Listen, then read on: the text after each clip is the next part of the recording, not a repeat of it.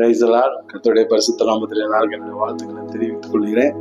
கர்த்தருடைய நாமம் மகிமைப்படுவதாக. இந்த நேரத்துலயுமா இந்த கிறிஸ்துமஸ் காலங்கள்லயுமா நான் தெருக்கல்ல போய் ஊழியம் பார்க்கறது உண்டு எப்பொழுதுமே. அப்படி பார்க்கும் பொழுது தேவன் என்னோட பேசின வார்த்தையை ரெக்கார்ட் பண்ணணும்னு தோணுனதுனால ஃபர்ஸ்ட் முயற்சியா கர்த்தருடைய நாமத்துக்கு மகிமை உண்டாகும்படியா இந்த காரியத்தை நான் பிரசங்கிக்கிறேன். கர்த்தருடைய நாமம் மகிமைப்படுவதாக. ஆமென். வசனம் சொல்லுது, சங்கீதத்துல சொல்லுது 4:6 எங்களுக்கு நன்மையை காண்பிப்பவன் யார் என்று சொல்கிறவர் அநேகரா இருக்கிறார்கள். கர்த்தாவே, உம்முடைய முகத்தின் ஒளியை எங்கள் மேல் பிரகாசிக்க பண்ணும். அல்லேலூயா. கர்த்தருடைய நாமம் மகிமைப்படுவதாக. பாருங்க, எங்களுக்கு நன்மையை காண்பிப்பவன் யார் என்று சொல்கிறவர் அநேகம். இந்த உலகத்துல நிறைய பேரு எங்களுக்கு நன்மையை காண்பீங்க காண்பீங்க காண்பீங்கன்றாங்க. இப்ப அவர்களுக்கு நாங்க அந்த சுவிசேஷத்தை சொல்லும்படியா தேவனுடைய வெளிச்சம் எங்க மேல படும் பொழுது அதை நாங்க பிரசங்கிக்கிறோம். கர்த்தருடைய நாமம் மகிமைப்படுவதாக. இதை தொடர்ந்து பார்த்தோம் அப்படின்னா கலாத்தியர் 4ஆம் அதிகாரத்துல ஒரு வசனம் இருக்கு. அந்த வசனம் என்ன சொல்லுது அப்படின்னு கேட்டீங்கன்னா, கலாத்தியர் 4:19 என் சிறு பிள்ளைகளே, கிறிஸ்து உங்களில் உருவாகும் மூலமும் உங்களுக்காக மறுபடியும் கற்ப வேதனைப்படுகிறோம்.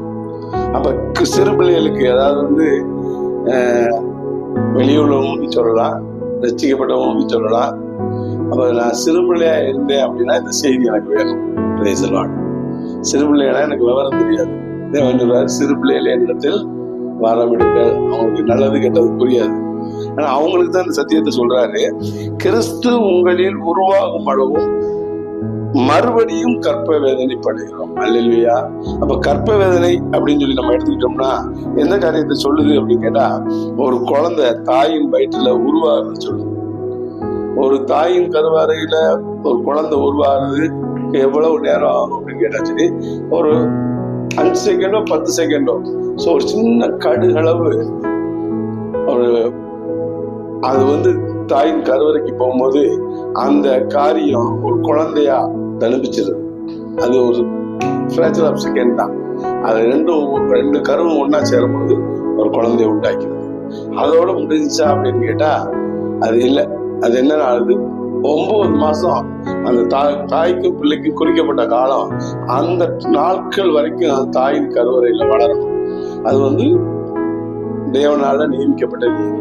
அப்ப ஒரு குழந்தை ஃபர்ஸ்ட் எடுத்து சொல்லுவாங்க, ஒரு கருவுல முதல்ல இருதயம் உண்டாகும், மூளை நரம்புகள் உண்டாகும். அப்ப இந்த இருதயம் உண்டாகி அது துடிக்க ஆரம்பிச்ச உடனேதான் உடம்பு பூரா ரத்தங்கள் போய் அந்த குழந்தைக்கு ஒரு ஒவ்வொரு 3 மாசம் வரைக்கும் எதுவும் சாப்பிட முடியாது, நல்லது கெட்டதோடு சாப்பிட முடியாது.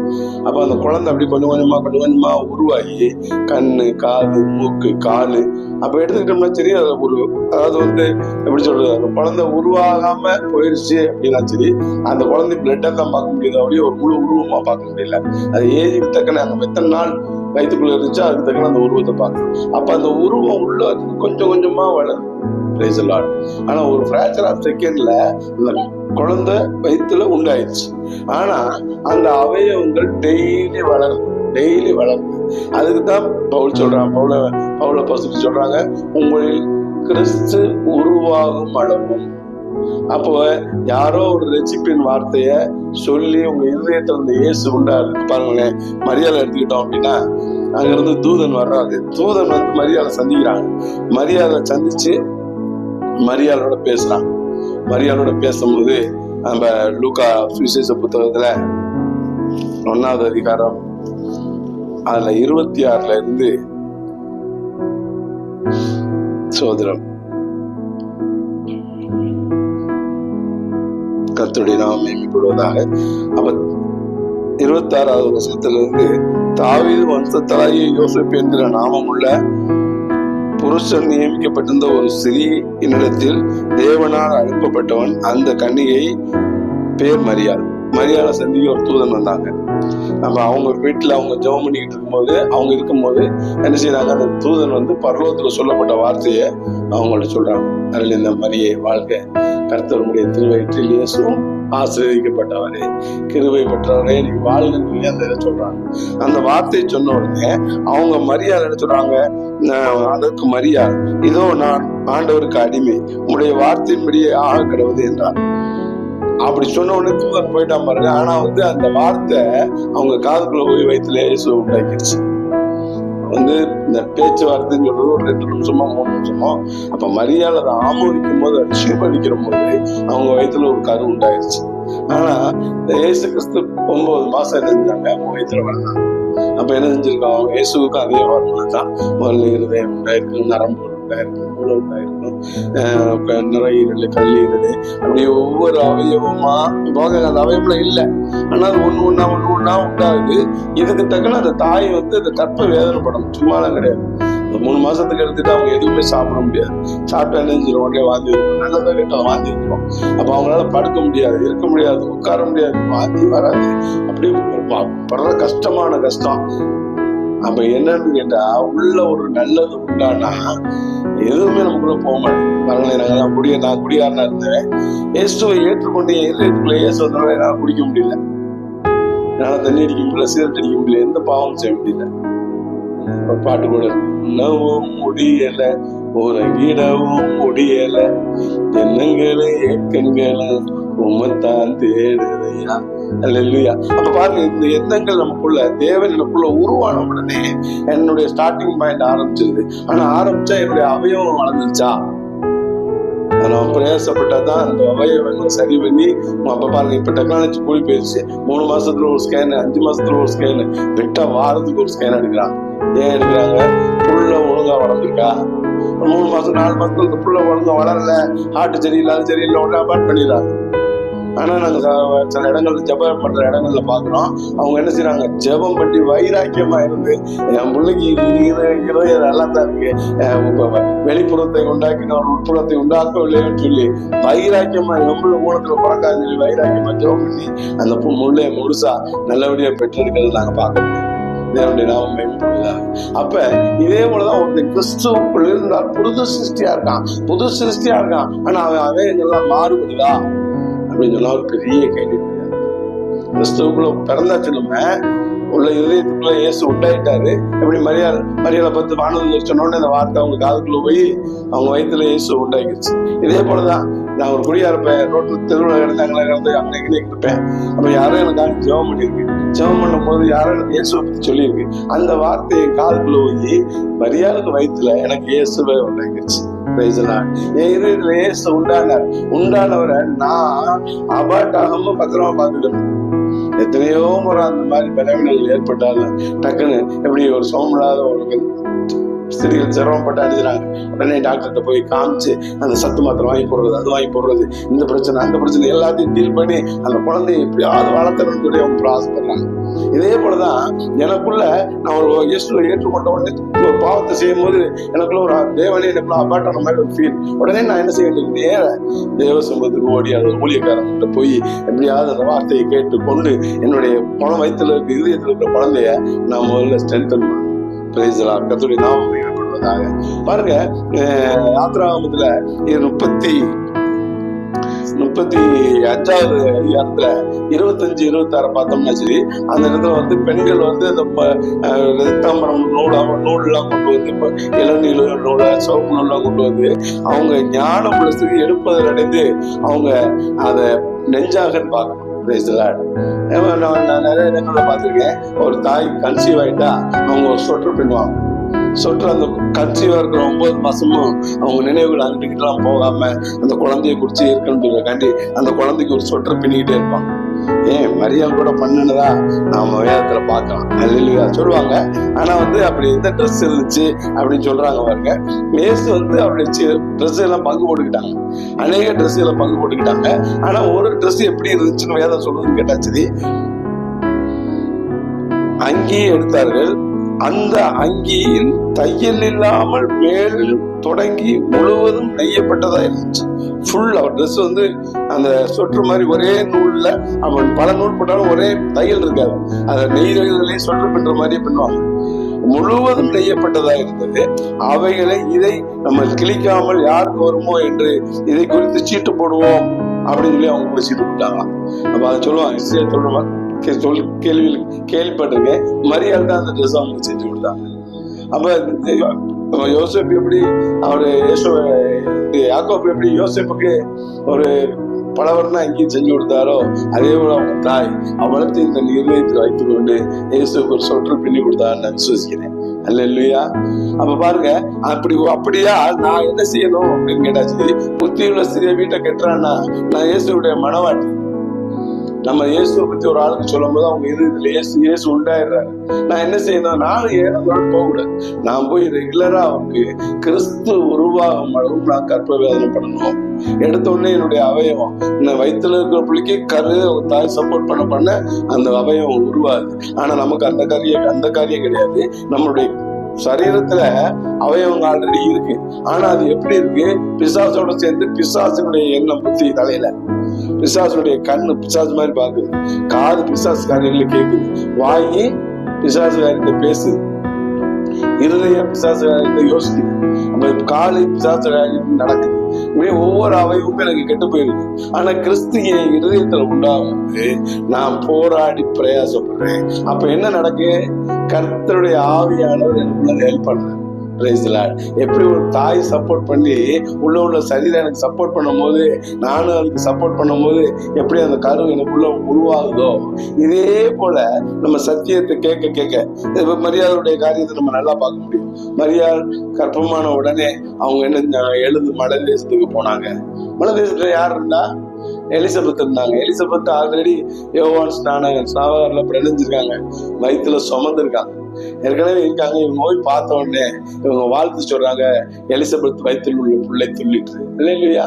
நல்லா பாருங்க, ஆவிக்குரிய முதல்ல பிறக்கும் போது அவங்கள்ட்ட சத்தியத்தை சொல்ல பயங்கரமா கேட்பாங்க. அவங்களுக்குள்ள அந்த கை கால் அந்த ஒவ்வொரு அவயவமா என்ன செய்யும்? வளரும். கண்ணை குத்தி சத்தியத்தை சொல்லும் போது கண்ணில கணிங்க போட்டவன் எப்படி ஒரு கண்ணியோட தொடர்பா இருக்க முடியுமா? கண்ணுக்கு கணிங்க போடு, கண்ணோட ஒப்பந்தம் பண்ணிட்டு என்ன செய்ய முடியாது? ஒரு கண்ணியோட தொடர்பா இருக்க முடியாது. அல்லேலூயா. உங்க வாயை குறிச்சு எச்சரிக்கையா இருங்க. Praise lord. உன் வாயின் வார்த்தைகள் இருதயத்தின் தியானமும் பிரதியா இருப்பதாக. அப்ப காலு கை எல்லாத்துக்குமே ஒவ்வொரு வசனம் இருக்கு. இந்த வசனம் சொல்ற அந்த சத்தை நான் சாப்பிட முடியுது, எனக்குள்ள பலன் உண்டாது, என் அவயவங்கள் ஸ்திரப்படுது. அல்லேலூயா. இது உடனே பிறக்கிறது இல்ல. தேவன் எனக்குள்ள அவர் என்ன செய்யறாரு? அல்லேலூயா. வசனம் சொல்லுது 1 கொரிந்தியர் 3:6 நான் நட்டேன் அப்பொழுது நீர் பாய்ச்சினார், விளைய செய்யறது தேவன். அல்லேலூயா. அப்ப யாரோ ஒரு ஆள் சொல்லிருக்கலாம், நம்ம என்ன செய்யணும்? அவங்களுக்கு தண்ணி பாய்ச்சலாமே. அதுதான் அவங்க அவயவங்களை வளர்க்குறது. அல்லேலூயா. அவங்க அவயவங்கள் ஒரு பூரண வளர்ச்சி அடைஞ்சு அந்த குழந்தை பிறந்தா தான் சந்தோஷம். அப்படி இல்லாட்ட அந்த அவயவத்துல ஏதோ ஒரு குறை இருந்துச்சுன்னா, அங்கத்துல ஒரு குறை இருந்துச்சுன்னா அது குழந்தை ரொம்ப சிரமப்படும். அப்ப நான் அவயவங்கள்ல நம்ம கிறிஸ்துவுக்குள்ள பிறந்தும் நம்ம அவயவங்கள் நிறைய ஊழல் இருக்கு. என்னால நல்லா பார்க்க முடியல, ஆனா கிறிஸ்துவுக்குலாம் இருக்கேன், ஆனா என்னால நல்லா பார்க்க முடியல, நல்ல இடத்துக்கு போக முடியல, நடக்க முடியல, நல்லதை என் கையால செய்ய முடியல. அப்ப மூளை நல்லதை யோசிக்க மாட்டேங்குது, இருதயத்துல நல்லது இல்லை. அப்படி இது மாதிரி நிறைய காரியங்கள்ல டிஸ்டர்ப் பண்ணுது. ஆனா கிறிஸ்துமஸ் சொல்றது நான் இயேசுவை பெற்றெடுக்கிறதா கிறிஸ்துமஸ். அப்ப எனக்குள்ள ஒரு சரியான வளர்ச்சி இல்லைன்னா நான் எப்படி இயேசுவை பெற்றெடுக்க முடியும்? புல்லையும் பூண்டு தன் ஜாதியும் படி பிறப்பிக்கும். புல்லு கட்டாயம் பூண்டை பிறப்பிக்காது, திராட்சைப்பழம் கட்டாயம் அத்திப்பழத்தை கொடுக்காது. அப்ப அந்தந்த மார்க்கு தான் அந்தந்த காரியத்தை செய்யும். இல்லையா?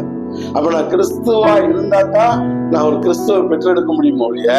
நான் பிசாசுடைய பிள்ளையா இருந்தா பிசாசு தான் பெற்றெடுத்தேன். குறிப்பா தண்ணி அடிக்கிறதுக்குலாம் அட்வர்டைஸ்மெண்ட் கூட பார்க்க முடியாது. இந்த பிராண்ட் நல்லா இருக்கு, இந்த பிராண்ட் நல்லா இருக்கும். ஏன்? குடிச்ச உடனே அதுக்கு அட்வர்டைஸ்மெண்ட் கொடுப்பான். அப்ப கிறிஸ்துவுக்கு யார் அட்வர்டைஸ்மெண்ட் கொடுக்குறது? வேதத்துல அழகா சொல்லுவாங்க. வெளிப்படுத்தல் விசேஷம் 19வது அதிகாரம் 10வது வசனம் அழகா சொல்லுது, இயேசுவை பற்றிய சாட்சி தீர்க்க தரிசனத்தின் ஆவியா இருக்கிறது. இயேசுவை பத்தி நான் ஒரு இடத்துல சாட்சி சொல்லுவேன். இயேசு என்ன குடிகாரனா இருந்தவன மாத்தினாருன்னு சொல்லி நான் சாட்சி சொல்லுவேன்னா அதுதான் தீர்க்க தரிசனம். இல்லையா? அதுதான் அவங்களுக்குள்ள போகும். அவங்களுக்குள்ள கிறிஸ்துவை ஜனிப்பீங்க. இல்லையா? வார்த்தையால ஜனிப்பீங்க. அந்த வார்த்தை அவங்களுக்கு ஜனிப்பிக்கப்பட்டா அதோட வேலை முடியல. நான் நட்டுட்டேன், வேலை முடிஞ்சு. ஆண்டவருக்கு ஒரு பக்கம் மக்களுக்கு போய் சுவிசேஷத்தை சொல்லிட்டேன், அது ஒரு பகுதி வேலை முடிஞ்சு. அவங்களுக்குள்ள வேலையை செய்யறது யாரு? தண்ணி ஊத்துறது யாரு? அதான் அப்ப நான் நட்டேன் அப்பொழுது நீர் பாய்ச்சினார். நம்ம நீர் பாய்ச்சுறோமா? இல்லையா? அப்ப நம்ம அதான் ஒரு சின்ன காரியம் சொல்லுவாங்க, ஒரு கிறிஸ்தவமே போகாத ஒரு பகுதிக்கு ஊழியம் பார்க்க போகணும், அந்த ஊழியத்தை எப்படி நடத்தலாம் சொல்லி ஒரு மீட்டிங் போட்டாங்க. ஒருத்தர் சொன்னாரா, அவர் டாக்டர் படிச்சிருந்தனால நான் போய் அந்த பக்கத்துல ஒரு ஹாஸ்பிட்டல் ஆரம்பிச்சு நான் அந்த ஆஸ்பத்திரி மூலமா சுவிசேஷம் சொல்லியிருக்கேன் அப்படின்னு சொன்னாராம். தப்பு இல்லை, வெரி குட். அடுத்தவர் சொன்னாரா, நான் படிச்சிருக்கேன், நான் போய் ஒரு ஸ்கூல் தொடங்கி படிப்பின் மூலமா இயேசுவை சொல்ல போறேன், வெரி குட் அப்படின்னு சொன்னாங்க. அப்புறம் இன்னொரு சொன்னாரா, நான் சமுதாயத்துக்கு சர்வீஸ் பண்றாளே, நான் போய் என்ன செய்ய போறேன், சமுதாயத்தை போய் ஜனங்களை போய் சொல்லி சமுதாயத்தை போய் நட்பணி செஞ்சு அவங்களுக்கு சுவிசேஷம் சொல்ல போறேன். ஒருத்தர் சொன்னாரா, ஒரு 10 பேரு உண்மையான கிறிஸ்துவன், ஜெனியனான கிறிஸ்தவன், நல்ல கிறிஸ்தவன், அவங்கள ஒரு 10 பேரை அனுப்பி அவங்களோட வாழ சொன்னா இவங்களுடைய வாழ்க்கை அவங்களுடைய வாழ்க்கையை மாற்றும் அப்படின்னாங்க. அல்லேலூயா. அந்த 3 ஐடியா தப்புலாம் கிடையாது, சரிதான். ஆனா நான் ஒரு மனுஷனுடைய நடவடிக்கை தான் அநேகருக்குள்ள ஜீவனை உண்டாகும். இல்லையா? அப்ப நான் என்ன செய்ய வேண்டியிருக்கு, கிறிஸ்துவுக்குள்ள என்னுடைய வாழ்க்கை முறையை சரியா நான் நடப்பேன்னா என்னுடைய செயல் ஒண்ணு கிறிஸ்துவை பெற்றெடுக்கும். அல்லேலூயா. அப்ப பாருங்க, அதான் கிறிஸ்துவின் பணிவும் அப்படின்னு ஆண்டவர் சொன்னாரு. அப்ப கிறிஸ்துவின் பணி செய்யணும் அப்படின்னா எனக்குள்ள ஒரு பணிவு வேணும். அது அழகா அந்த கூகுள்ல பார்த்தேன், அந்த பணிவுன்ற வார்த்தைக்கு உண்மையும் தூய்மையும் நேர்மையும் இரக்கமும், இதுதான் பணிவான். பாருங்க, இயேசு கிறிஸ்து சிலுவையில செஞ்சார். அவரை பெற்றெடுக்கிறதுன்னு சொல்லி பாக்குறோம். அவர் மரியாதை பெற்றெடுத்தாங்க. ஆனா பெற்றெடுத்து அவர் அற்புத அடையாளம்லாம் செஞ்சாரு. அதெல்லாம் ஒவ்வொரு மனுஷனுக்கு செய்யப்பட்டது. அவங்க எல்லாம் பரலோகத்துக்கு வந்தாங்களான்னு சொல்ல முடியாது, தெரியல. ஆனா இயேசு ஒரு பெரிய காரியத்துக்குள்ள, பூமிக்குள்ள கல்லறைக்குள்ள தன்னை போய் அடக்கிட்டு 3ஆம் நாள் மறுபடியும் உயர்த்து மறுபடியும் நமக்காக பிறந்தார். அல்லேலூயா. பாருங்க, அவர் நமக்காக மரித்து அடக்கம் பண்ணப்பட்டாரு. 3ஆம் நாள் உயிர்த்து வெளியே வந்தார். கர்த்தருடைய நாமம் மகிமைப்படுவதாக. அவருக்கு அவசியமே கிடையாது. அவர் தேவனோடு இருக்கிறவர், அவர் தேவனாவே இருக்கிறார். அவர் பூமிக்கு வரணும்னு அவசியமே கிடையாது. ஆனா அவர் என்ன செஞ்சார், பூமிக்கு வந்தார். இல்லையா? பிறந்தார். அற்புத அடையாளங்கள். அவரை ராஜாவாக முடிவுனாங்க. ராஜாவாக ஸ்கீம் அவருக்கு இல்லை. இந்த ஒரு உலகத்துக்குள்ள ராஜாவா நான் ஆக மாட்டேன்னு ஸ்கீம் அவருக்கு தெரிஞ்சு. ஆனா அவருக்கு ஒன்னே ஒன்று தெரிஞ்சு, நான் ஒரு பெரிய ஸ்நானத்துக்குள்ள போக வேண்டியது, அப்ப நான் மறிக்க வேண்டியதுன்னு அவர் தெரிஞ்சு, கடைசி நேரத்துல கூட நான் மறிக்கும் போது அவருக்குள்ள ஒரு பயம் இதுகளும் உண்டாச்சு, யாகலும் உண்டாச்சு. உடனே பிதாட்ட போய் ஜெபம் பண்ணார், ஆண்டவரே பாத்திரம் நீங்க ஆகில சித்தப்படியில முடி சித்தப்படி ஆகும். அல்லேலூயா. இப்ப அந்த வசனம் சொல்லுது பாருங்க, அவர் தேவனுடைய குமாரனா இருந்தும் பட்ட பாடுகளினாலே கீழ்ப்படிதலை கற்றுக்கொண்டார். அல்லேலூயா. கீழ்ப்படிதலுக்குள்ள பணிவுக்குள்ள போய் இயேசு மறுபடியும் பிறந்ததுதான் ஒரு இரட்சகர். அதான் அந்த வசனம் சொல்லுவோம், நீங்க உங்களில் கிறிஸ்து உருவாகும். இயேசு உருவாகிறது இல்லை. இயேசு உருவானா அற்புத அடையாளம் செய்வாரு, உங்க பாவங்களை மன்னிப்பாரு. அதுதான் ரட்சிப்பு. அது கருவுல உருவாரு. உங்க பாவங்கள் எல்லாம் மன்னிச்சுட்டாரு, ஆட்டோமேட்டிக்கா நினைச்சிருக்க நீங்க பரிசுத்த வித்தா மாறிடுவீங்க, பரிசுத்த சந்ததியா மாறிடுவீங்க. உங்களுக்குள்ள அந்த வித்து விழுந்துடும். ஆனா நீங்க கிறிஸ்துவாய் மாறி உங்க அவயவங்களை பூரா சிலுவையில இயேசு உங்களுக்காக எப்படி ஒப்பு கொடுத்தாரோ, இதே போல கண்கள், கை, வாய், மூளை எல்லா இடத்துலயும் ஓட்ட. ஏன் முள்முடி தலையில முள்முடி, மூளை பிரச்சனை வந்துச்சு, உடம்பு பூரா அடி, கையில ஆடி, காலில் ஆடி, லாவில ஈட்டி, இதயத்துல ஈட்டி, பேசலாம். அப்ப உடம்புலாம் சுகமே இல்லைன்னு பார்க்கணும். அப்படி ஒரு பிரசவ வேதனை வீட்டு வெளியே வந்தார். அதுதான் உண்மையான பிறப்பு. முதல்ல பிறந்தாரு, அதை பத்தி சந்தோஷப்படுறான். ஆனா உங்களை என்னை ரட்சிக்கும்படி இயேசு மறுபடியும் சிலுவையில போய் பூமிங்கிற கல்லறைக்குள்ள போய் 3ஆம் நாள் மறுபடியும் பிறந்தார். இதுதான் மறுபிறப்பு. அல்லேலூயா. நீ மறுபடியும் பிறவாவிடில் நீங்க பரலோக ராஜ்யத்துக்கு போக முடியாது. அல்லேலூயா. அப்ப தேவன் என்ற ஒரு வளர்ச்சி எதிர்பார்க்கிறார். என்ன வளர்ச்சி அப்படின்னா, என் அவயவம் வளரணும். வெறுமனே இயேசு எனக்குள்ள உண்டானா போதும், எனக்குள்ள என்னுடைய அவயவம் வளரணும். என்னுடைய அவயவங்கள் எப்படி இருக்கு, கிறிஸ்துவ வெளிப்படுத்துகிற அவயவமா இருக்கா? என் கண் தூய்மையா இருக்கா? என் கண்கள் தூய்மையாக்கும் கர்த்தர் உம்மை பார்க்கணும், காதுகள் திறந்தருளும் கர்த்தரும் குரல் கேட்கணும், உகந்த காணிக்கையாய். அப்ப எனக்குள்ள மாற்ற வேண்டும்ன்ற பட்சத்துல தேவனுடைய வார்த்தையை உள்வாங்கி என் அவயவத்துல அது கிரியை செய்யணும்னா நான் முழுசா தேவனுடைய பிள்ளையாய் மாறுகிறேன். இதுதான் கிறிஸ்து பிறப்பு. அப்ப நான் அப்படி பிறந்தாதான் கிறிஸ்தவன ஒழிய வெறுமனே நான் கிறிஸ்து ஏதோ எங்க அப்பா கிறிஸ்துவ, தாத்தா கிறிஸ்தவ, எங்க அம்மா கிறிஸ்தவ, நான் அதனால நானும் இப்படிதான் இருக்கேன், நானும் பிரேயருக்கு போறேன், நான் சமைக்க போறேன் அப்படிலாம் இருக்கிறதுனால எனக்கு ஒரு பெரிய மாற்றம் இல்லை. எனக்கு என்ன மாற்றம்? என் அவயவங்கள்ல கிறிஸ்து கிரியை செய்யறாரா? நான் பார்த்தால் நீ பார்க்கிறீ, நான் நடந்தால் நீ நடக்கிறீ, நீர் வேறு நான் வேறல்ல, இருவரும் ஒருவரானோ. நாங்க ரோட்ல போறோம், போன உடனே எங்களை பார்த்த உடனே பிரைஸ் தி லார்ட், சூப்பர். இது எப்படி வருது? நாங்க போட்டுக்க உடையா? உடை இல்லை. எங்களை பாக்குறவங்க கிறிஸ்தவ பாக்குறாங்க இல்லையா? இயேசுட்ட போய் சொன்னாங்க, இயேசுவே எங்களுக்கு பிதாவை காட்டுது. எங்களோட இருக்கும் தெரியலையா? நீ நல்லா பாரு, அற்புதம் சரி, அடையாளம் சரி, மறைச்சவன கூட உயிரோட எழுப்புறனே. என்னை பாரு, என்னை பார்க்கணும் பிதாவை. அப்ப நம்ம கிறிஸ்தவனா இருக்கவங்க ஒவ்வொருவரும் நீங்க என்னை பாருங்க அப்படின்னு சொல்ல முடியுமா? வெறுமனே இயேசுக்கு மறுபடியா பிறக்கிறது அந்த வாழ்க்கை இல்லை. மறுபடியும் கிறிஸ்துவை போல நான் பிறக்கிறதா கிறிஸ்தவ வாழ்க்கை. அந்த ஜீவியம் தான் அநேகர கிறிஸ்துவுக்குள்ள பெற்றிருக்கும். கர்த்தருடைய நாமம் மகிமைப்படுவதா? அல்லேலூயா. கர்த்தருடைய நாமம் மகிமைப்படுவதா? தொடர்ந்து ஜெபம் பண்ணுவோம். சோதரங்க தாவே, சோதரம் சோதரம் கிறிஸ்துமஸ் சொல்ற அந்த வார்த்தையை நீங்க எங்களுக்குள்ள அப்பா கிறிஸ்து உருவாகங்களும் நாங்கள் கற்ப வேதனை படுறோம் பார்க்கிற ஆண்டவனே. வெறுமனே இயேசுவை பற்றி தெரியறதுனால மட்டும் கிடையாது, இயேசுவை இந்த உலகத்துக்கு எல்லாருக்கும் தெரியும் ஆண்டவரே. ஆனா அவருக்கு எங்களை தெரியுமா? ஆமாண்டவரே. ஊர்ல எடுத்துக்கிட்டோம்னா ஊர் பிரசிடென்ட் எங்களுக்கு தெரியும், அந்த பிரசிடென்ட்டுக்கு எங்களை தெரியுமா? எங்களுக்கு சீஃப் மினிஸ்டர் தெரியும், சீஃப் மினிஸ்டர் எங்களுக்கு தெரியுமாப்பா? அவருக்கு எங்களுக்கு தெரியுமா? பிரைம் மினிஸ்டருக்கு எங்களுக்கு நல்லா தெரியும், நாங்க எங்களுக்கு பிரைம் மினிஸ்டர் பத்தி நல்லா தெரியும். பிரைம் மினிஸ்டருக்கு எங்களுக்கு தெரியுமா? அதானப்பா வேல்யூ. நாங்க ஒரு கிறிஸ்தவ வாழ்க்கை, சரியான வாழ்க்கை வரும்போது பரலோகமே அதை ஒத்து பார்க்குது. நான் கிறிஸ்துவுக்குள்ள மறுபடியும் பிறந்தால் புது சிருஷ்டியா இருக்கிறேன். என்னை பார்க்கிறவங்களுக்கு கிறிஸ்து யாவும் வருவாரு. இதே போல சீசர்களை உருவாக்கும்படியா அப்பா, சீசர்களை உருவாக்கும்படியா அநேகரை கிறிஸ்துவுக்குள்ள வழி நடத்தும்படியா அப்பா அவனுடைய வார்த்தையை கேட்டு அநேகர் அப்பா தன்னுடைய அவயவங்களை பரிசுத்தமாகிக்கிட்டு அப்பா இது தேவனுக்கு உகந்த காணிக்கையா என்னுடைய சரீரத்தை ஒப்பு கொடுக்குறேன்னு சொல்லும் போது அவங்க கருபடியும் கிறிஸ்துவுக்காய் பிறக்கிறாங்க ஆண்டவரே. அப்பா அவங்க கற்ப வேதனைப்படுறாங்க. அது உருவாகிற அளவுக்கு ஒவ்வொரு அவயவத்தையும் அப்பா இயேசு போல மாற்றுறதுக்கு அவங்க கற்ப வேதனைப்படணும் ஆண்டவரே. அப்படிப்பட்ட ஒரு ஜீவியத்தை செய்யும் போதுதான் அவங்க ஜெயிக்கிறாங்க. அதே போல அப்படி கற்ப வேதனைப்படும் பொழுது அவங்க பேசுற பேச்சும் அவங்களுடைய செயலும் அநேகருக்குள்ள கிறிஸ்துவ உருவாக்கும். அவங்க கிறிஸ்துவ பெற்றெடுக்க ஆண்டவரே. இப்ப அந்த இயேசுவை யாரோ ஒருத்தவங்க எனக்கு சொன்னாங்க, அதை காதுல கேட்டு என் இதயத்துல நான் அவர் வளர்த்ததுனால எத்தனையோ முறை இயேசு இயேசுன்னு சொல்றேன். ஒரு 2 ஆம்பளை பிள்ளை பெற்றுட்டா அவனுக்கு என்ன 2 ஆம்பளை பிள்ளை பெற்றுருக்கான், அவன் சூப்பரா வந்துருவான்னு சொல்றாங்க. 4 ஆம்பளை பிள்ளை பெற்றுட்டா அவன் சூப்பரா வந்துருவான்னு சொல்றாங்க.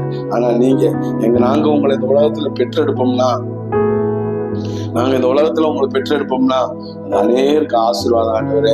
அப்ப அவங்க இதயத்துல உங்களை தாங்கி அநேருக்கு உடைய ராஜ்யத்தை சுவிசேஷம் சொல்லி அநேகரை கிறிஸ்துவுக்களை நடத்துற பாத்திரங்களா எங்களை மாற்றும்படியா ஜெபிக்கிறோம். அப்பா இதுதான் உண்மையான கிறிஸ்துமஸ். அநேகரை கிறிஸ்துவுக்களை பெற்றெடுக்கிற உடைய வல்லமை வெளிப்படும்படியா ஜெபிக்கிறோம். இந்த செய்தியை கேட்கிற ஒவ்வொருத்தவர்களுக்கும் அந்த சுவிசேஷம் பாரம் ஒன்றே என் சுமையாய் மாற வேண்டும் சொல்றது. அப்பா சுவிசேஷம் சொல்றது எங்க கடமையும் தெரிந்து அநேகருக்குள்ள சுவிசேஷத்தை சொல்லி எப்படி மரியாள் எலிசபெத் 2 பேரும் சேர்ந்து தன்னுடைய வயிற்றுல இருந்த பிள்ளைய அது துள்ளும்படியா ஒருமனப்பட்டு எப்படி பாரதி ஆராதிச்சு அப்பா அவங்க பிள்ளைய வளர்த்தாங்களோ அதே போல அப்பா அநேகருக்குள்ள இருக்கிற கிறிஸ்துவை வளர்க்கும்படியா அவங்களுக்கு சத்தியத்தை சொல்லி போதிச்சு அவங்களை கிறிஸ்துவுக்குள்ள வளர்க்க உதவி செய்யுங்க. ஒவ்வொருவரையும் பலப்படுத்துங்க, ஆசீர்வதிங்க. இயேசுவின் நாமத்தில் கேட்கிறோம் ஜீவனுள்ள நல்ல பிதாவே, ஆமென். கர்த்தர் ஆசீர்வதிப்பார்.